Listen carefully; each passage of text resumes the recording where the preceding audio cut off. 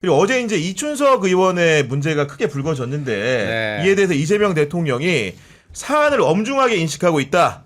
진상을 신속히 파악해 공평무수하게 엄정 수사하라고 지시를 했고 국정기획위원회에서도 즉시 해촉할 걸 지시해가지고 이행이 된 것으로 보이는데 이춘석 의원 사태 어쨌든 간에 빨리 정리하는 모양새입니다. 제가 어제 한 3시 정도에 당에 전화를 했는데 네. 변론하지 마라. 방하지 마라. 딱 그렇게 냉정하더라고요. 냉정하게 딱 냉정하게 끊어버렸구나. 네. 이야기를 하더라고요. 그래서 이게 확인이 된 것 같아요. 기사에 나온 사실들이 거의 다 맞지 않나라는 생각이 들고요. 이재명 대통령이 그 이야기 했잖아요. 주식 가지고 장난치는 사람 패가 망신하게. 맞아요. 이게 예. 뭐냐면은 주주 자본주의라는 것이 건강한 자본주의의 상징이에요. 이 자본주의라는 체제를 위협하는 하나의 행위이기 때문에 일벌백계 할 수밖에 없다라는 생각이 듭니다. 우리 장수왕님은 어제 이제 상황과 조치 좀 어떻게 보셨습니까? 잘 썼어요, 발빠르게. 이런 것들은 당연히 환부라고 보여지거든요. 환부, 그렇죠. 네. 빨리 끊어내 버려야 돼요. 안 그러면은 골마 썩어요, 점점. 그래서 빠른 조치 잘하셨다라는 좀 생각이 듭니다. 근데 네. 이제 이춘석 의원 같은 경우에는 이번에 처음 주식 거래하는 장면이 걸린 게 아니라 작년에 이제 국감 때도 걸렸는데 그거는 이제 우야무야 넘어갔는데 이번에도 걸렸다는 건 사실 본회의장 들어갔을 때 사진 찍힌다는 거 다 알고 있잖아요. 이해가 안 돼. 넋을 놓은 거야. 아니면은 이해가 안 돼, 진짜. 이런 거지. 자, 이제 주식의 명언이 있잖아요. 기사에 팔아라. 소문에 사고. 소문에 사고 기사에 팔아라. 그렇죠. 기사가 났잖아요. 아침에 그냥 AI, 네이버랑 네. AI 대표 국가대표. 선수. 그러니까 이제 빨리 팔아야 되는 거야. 매도를 해야 되는 거야. 지금 안 팔면 이제 떨어졌거든. 많이 떨어졌어. 네이버 많이 떨어졌어요. 네. 바람 부리던데 그 창 보니까. 기사 나는 순간 빨리 팔아야 되는데 아. 뭐 이런 거지. 그 심정. 뭐. 아 근데 저는 이제 본회의장에서 워낙 이제 촬영하는 게 일상화되다 보니까 필름을 최소한 붙이거나 대부분 이제 핸드폰을 안 써야 된다고 생각하는데 우리 의원들이 넋을 그 버릇을 왜 못 버리죠? 그러니까. 본회의장 가면 졸리거든요. 심심하거든. 아 정말 뭐 할게 같은 좀 일이 있어야 반복되는데 되는데, 이해가 안 가요. 그리고 이제 딱 할 때 좀 이렇게 뒤에서 하고 옆에서 이렇게 하잖아요. 네.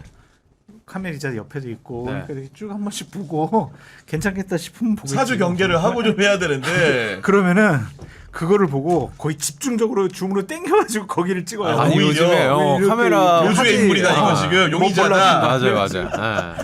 지금 안 그래도 이제 주식 관련 세제 개편 때문에 말이 난리잖아요. 많잖아요. 지금 굉장히 네. 예민해요. 측면에서 이게 예. 잘못하면은 프레임이 될 수 있기 때문에 빨리 정리해야 됩니다. 빨리 정리해야 되고 저는 당에서 제명 조치뿐만이 아니라 뭐 검찰 그 수사도 바로 한다고 하더라고요. 수사도 바로 그러니까요. 한다고 네. 하고 있고 그다음에 윤리 문제 있지 않습니까?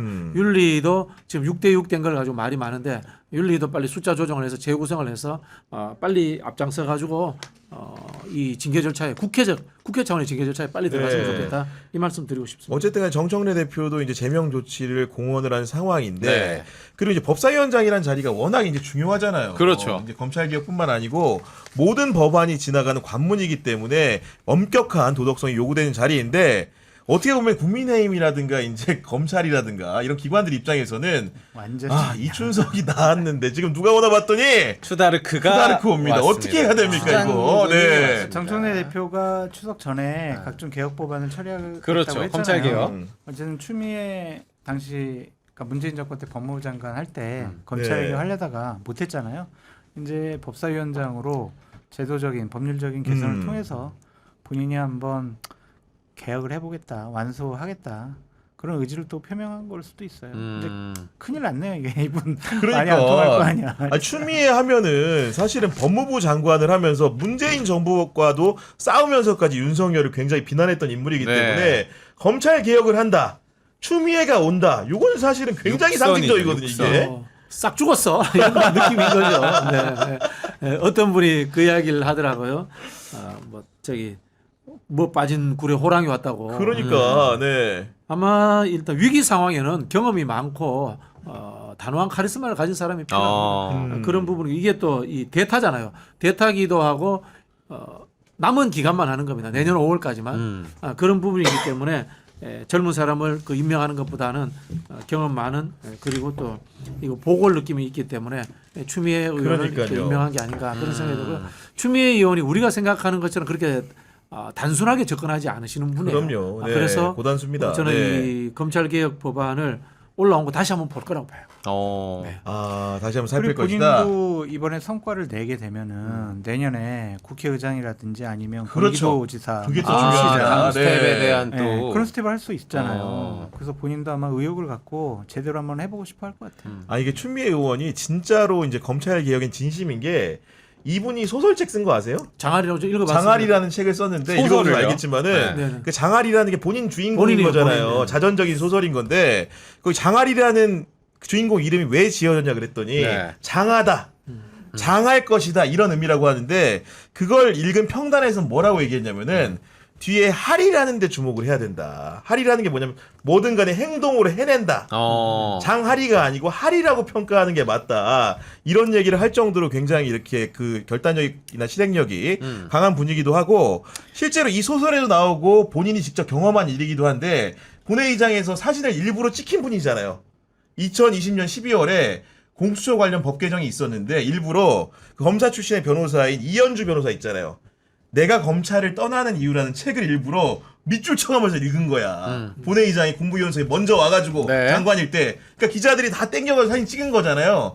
그 책이 뭐냐면은 기본적으로 그 윤석열을 위시한 특수부 검사들이 자신들의 위상을 위해서 심지어는 검찰총장까지도 쫓아내는 장면, 그런 내용들에 대해서 밑줄 쳐가면서 읽었다. 이런 내용이 소설에도 나오고 당시에도 기사로도 반영이 되기도 했거든요. 그 얘기는 뭐냐면은 기본적으로 추미애는 검찰 개혁은 진짜 진심이다. 네. 이렇게 볼 수밖에 없는 거 아니겠습니까? 네. 저는 그 당시 다시 돌아가고 싶은데요. 저도 그 당시에 이제 이른바 대통령실에서 우리 이제 방송 출연하면은 이런 방향으로 갔으면 좋겠습니다. 이런 이야기들이 전해오기도 했거든요. 네. 그런 전해온 내용들이 옳지 않았던 것 같아요.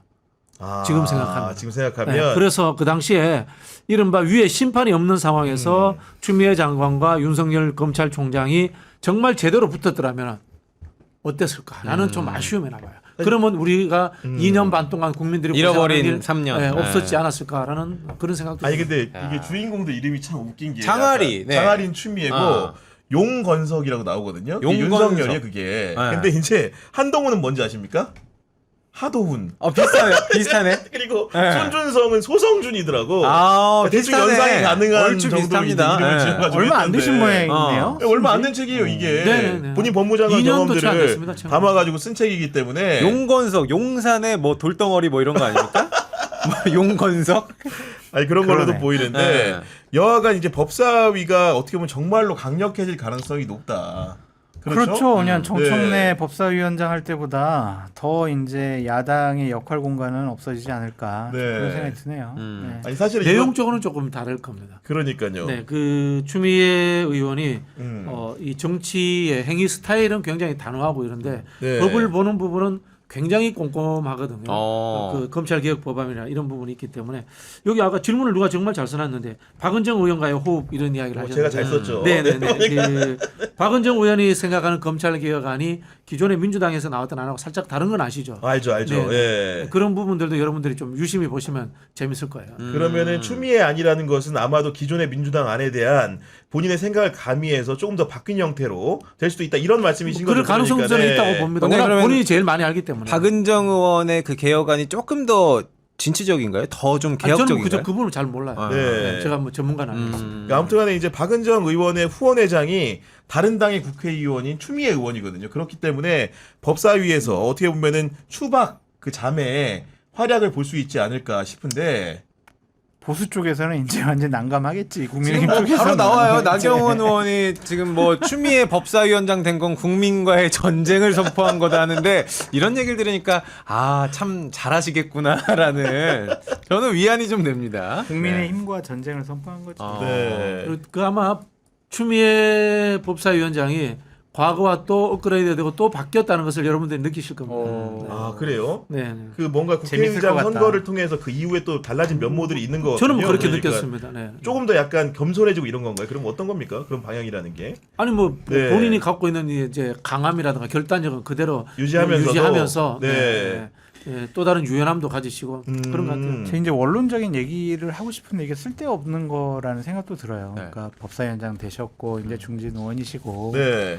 이재명 정권 처음이니까 여야 간 대화하고 타협하고 협치해가지고 제대로 된 지속 가능한 사법 개혁을 위해서 여야 간 좀 많이 얘기하시라 이런 얘기를 하고 싶은데 국민의힘의 상황을 보면 저런 집단과 대화하고 타협해서 뭘 할까 협의해서 뭘 할까 막 그런 생각이 좀 들어요. 그럼 근데 지금 저 정청래 아무런 당 대표가 악수 안 하는 건 잘하고 있다라고 생각을 하신 겁니까? 저는 그거는 뭐 집권 여당 대표로서 적절하지 않은 발언이라고 생각이 들지만 현재 주류 국민의힘 주류 네. 그 사람들은 정치권에서 퇴출되어야 한다는 생각을 갖고 있거든요. 어. 그런데 전당대회에서는 더 이상한 사람들이 들어올 것 같거든. 그러니까요. 그래서 이제 더 걱정되는 거예요. 아. 그래서 오히려 정청래, 추미애 이 분들이 좀 적극적이고 자극적인 발언을 통해서 그냥 국회 일방적인 운영하겠다라는 그런 것들이 그렇게 크게 거부감으로 안 드는 거예요. 그러니까 사람들도 그렇게 느끼겠죠. 일반 시민들도. 네. 네. 그런 한편으로 거고. 보면 이런 거죠. 극우적이고 체제 내에 존재해서는 안 된 사람들을 괴멸시켜 버려라. 아, 그래서 니네- 새로운 그나마 합리적이고 중도적인 네. 보수만 남고 새롭게 재구성되면 좋겠다. 아. 이런 바람들도 있는 것 같은데요. 악수 문제는 이런 것 같아요.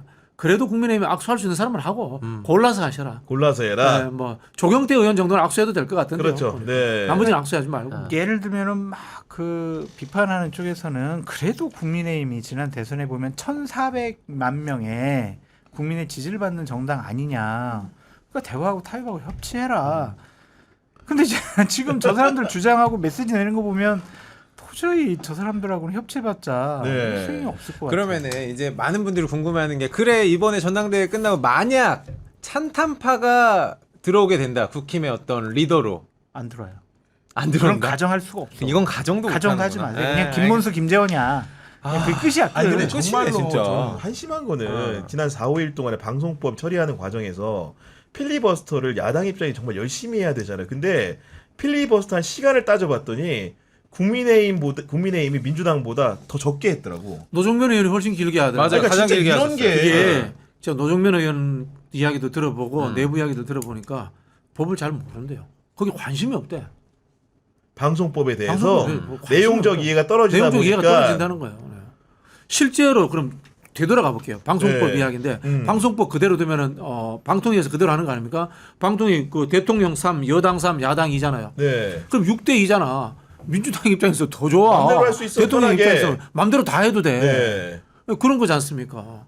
그걸 오히려 그나마 또 무마하는 거잖아요 지금. 사추위 같은 거 네, 만들어가지고. 사추위 만들고 그다음에 네. 국민들 추천도 받고 외곽 단체들도 이제 지원 저기 뭐 추천하고 이런 건데 네. 법 내용도 잘 모르는데. 근데 이제 그대로 두면은 나중에 정권 교체가 되거나 아니면 국회에서 국민의힘이 다수 의석을 차지하게 되면 자기들 입맛에 반대로 맞는 기회가 오니까. 사람들이 네. 또 임명될 수 있지만 어. 현재 이런 구조를 만들어 놓으면 정권이 바뀌건 국회에서 국민의힘이 다수 의석이 되건 진보 쪽에서 입맛에 맞는 그런 분들이 계속 네. 공영방송 사장을 할 수 있다.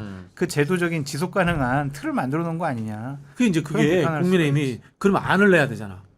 안을 안 내고 대안을 안 내고? 대안을 안 내고 6대2 구조에 현재 안이 좋다는 거야. 그 이야기는 뭐냐면은 5년 동안 얻어맞고 5년 후에 재수 좋아서 집권하면 우리가 그때 팰게 이런 식의 사고를 갖고 있는 거야. 이게 무슨 정치하는 사람들이 가져야 될 사고입니까? 아니, 저는 이제- 어떻게 하든지 간에 법률 네. 제도를 개혁을 해가지고 국가를 좀 더 바르게 발전시켜야 겠다는 생각을 그렇죠. 가져야 되는 거예요. 예. 그런 생각 자체가 없는 거예요. 맞아요. 그리고 한숨만 진짜 나와. 너무 지금 장사님 한숨 많이 쉬시는데 그 YTN 김백 사장 나온 것도 사실은 감론을 봐 해석이 많은데 제가 사측하고도 가까운 그 YTN 기자한테 물어봤어요.